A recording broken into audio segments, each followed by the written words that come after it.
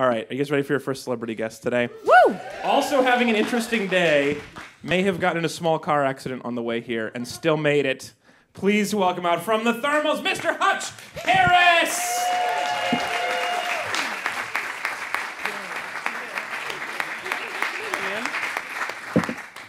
I hope I didn't spoil anything that you were going to drop. That's my big thing. Yeah, I had nothing to talk about till I got in a car crash on the way here.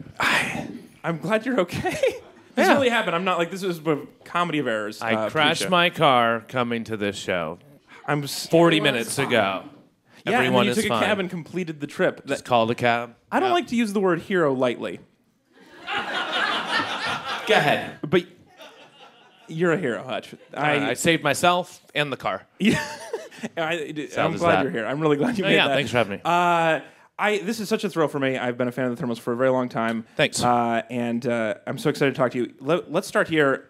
You did this great interview on Song Exploder the other day. Yeah. It was really interesting. And so one of the things that was amazing to me was listening to you dissect your earlier record and still being able to hear that sound and where that, like, even though that was recorded on a tape deck, hearing that in your very expensively produced new records.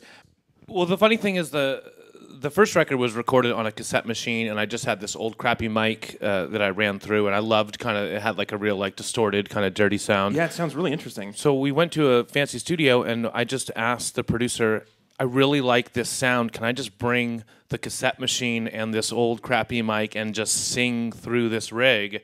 And he was fine with it. He was fine. He wasn't like, I paid $1 million for this. I would think a lot of producers would be like, I want to get like this clean produced sound. It's John Aniello, who's from New Jersey, he's done like all the Dinosaur Jr. records for the past 20 years. He did a lot of Hold Steady records. But yeah, he was fine with just me bringing this a Teddy crappy Ruxpin in cassette and machine. Yeah.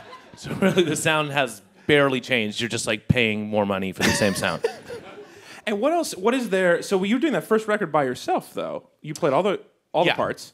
And what is, as you've added people? What besides the tape recorder? What has stayed the same for you through as you've gotten famous? I mean, for me, a lot has stayed the same. I always liked bands. I mean, I like bands that kind of, you know what you're going to get. AC/DC, the Ramones, Green Day. These are like a lot of the bands I like look to, and like you establish a sound and then you kind of just like run it into the ground for 40 years or forever.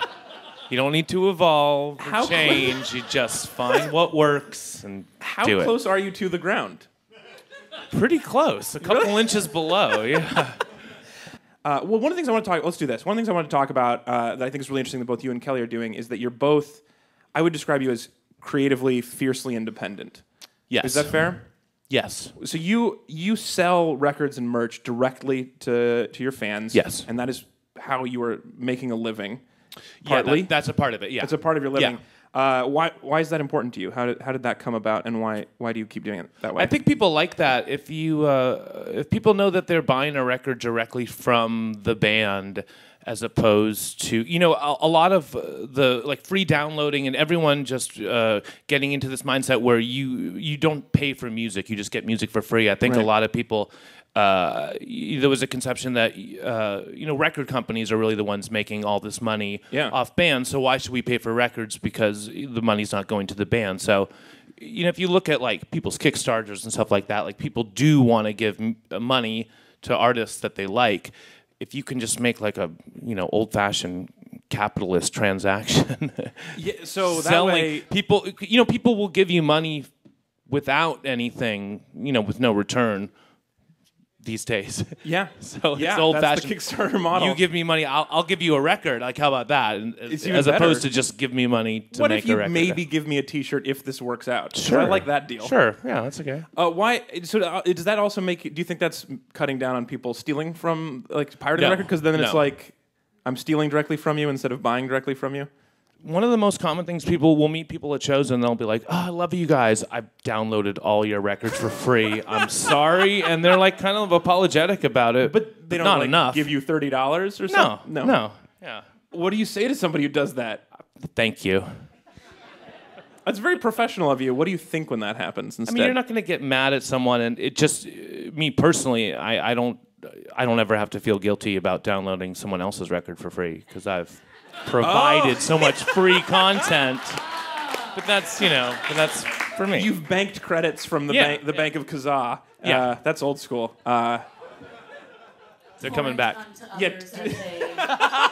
Exactly. Yeah. Exactly. That's what my free copy of the Bible I downloaded said. I gotta be honest, Alex, they're just giving those away.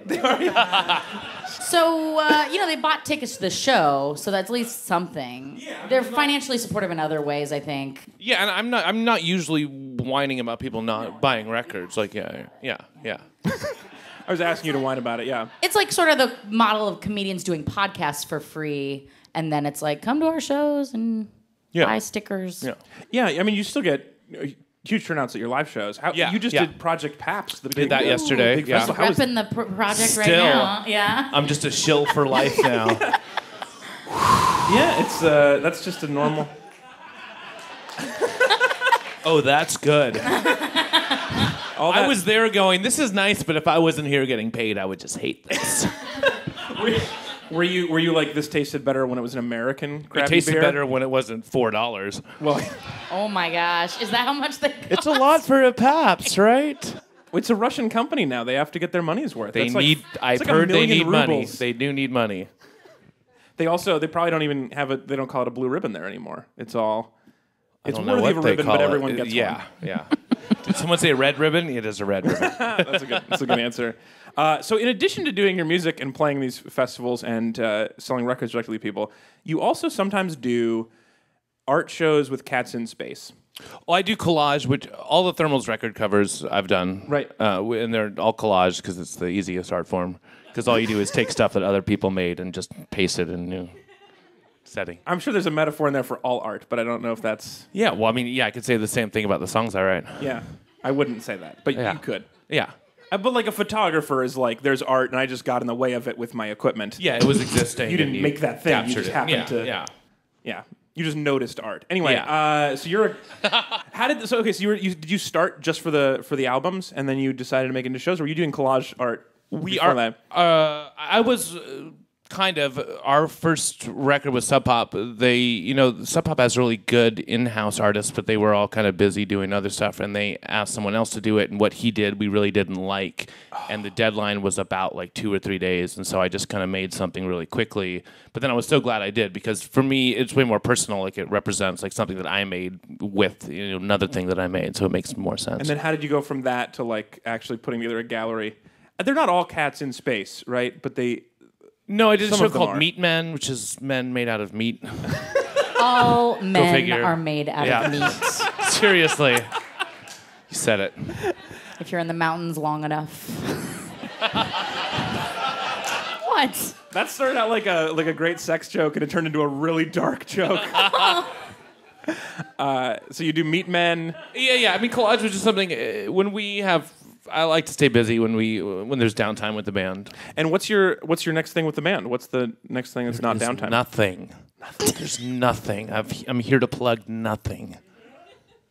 We're gonna take a break. Yeah, just that beer. We have no right? shows. There's that. There's this half a beer, and that's about it. Yeah, we played the festival yesterday, and we came back. We unloaded, and we were all just sitting in the van. We were all just kind of silent for just a couple minutes, just kind of sitting there looking at each other, not saying anything. And then you were like, well, I got a show What are tomorrow, we but gonna you do? guys- You know what? We did get an offer. We went to China a couple years ago. Yeah, I heard and that. we just got another offer to go back and then to do a small tour of Vietnam, Thailand, a bunch of other Asian countries like around there. Very so I'm cool. really, really hoping that works out, because going to China was like out of all the things we've done, that was the most. It was so different than anything else we ever did, and it was like really amazing. And so if the Therm heads want to follow that tour, they would go to Is that what your fans are Thermals.com? called? Got to get a visa. The Therm Animals? They Therm are animals? now. Yeah, give me 5 minutes. I'll think of a better one. But I can't do it Thermanimals. fast. I like Therm that. animals. Yeah. Therm animals? They're made hard. of meat as well. Yeah, they're made out of meat. Also, thethermals.com, and you are Yes. at the Thermals on Yes. Twitter? Yeah. You are very active on Twitter and very funny on Twitter, and it's also a delight. And Sometimes I'm on the Lawnmower Man. I exist only on the internet. There's no kind of real The oldest interaction internet at all. reference you could have possibly Yeah. I know, It's dropped. pre-internet, I'm I think. like the yeah. net with Sandra Bullock. I'm always plugged in. Where did net movies go? Are there any? It doesn't seem to be anymore. I'll check on Kazaa when I get home. Yeah. Now that we know what the internet is, we can't make movies about the internet. Because everyone's like, Sandra Bullock. That's not how it works. Well, if you haven't gotten all of the Thermals records, you can buy them from them directly at thethermals.com, and you should because they are all excellent. Ladies and gentlemen, Mr. Hutch Harris. Thanks.